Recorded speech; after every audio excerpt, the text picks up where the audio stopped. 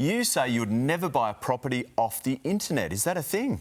A lot of people at the moment, especially investors, are looking at a listing on the internet and then buying it sight unseen with no inspections. Wow. Or just a video from the agent. I would never do that. You need to see the property. You need to know if it suits your individual goals and what you're after.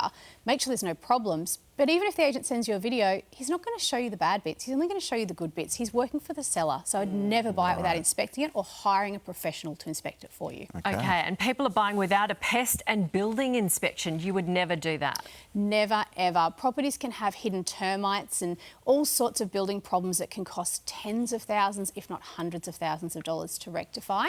You need a professional pest and building inspector. I would never even use them as a builder because they might know about building, but they don't have the equipment to check for water leaks or termites. Okay. And they also don't have the insurance if it goes wrong. So always use a professional. Okay. You would never buy a property without finance approved first. I'd never even make an offer without finance approved first. One, because you need to know if you can afford it and you can get the finance.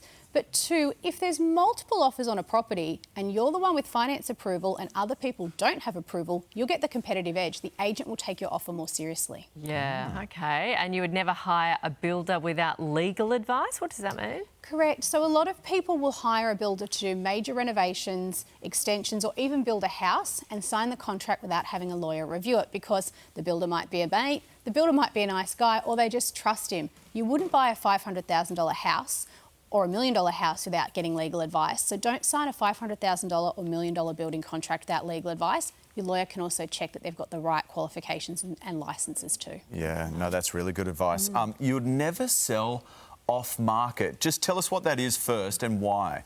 Yeah, so a lot of agents will help a seller sell off market, which means they'll go to their buyer pool or maybe even just one or two buyers they know of looking for that property and not advertise it on your typical websites and go to the broader market. So it's quicker, you don't do a lot of open homes and you save on marketing fees.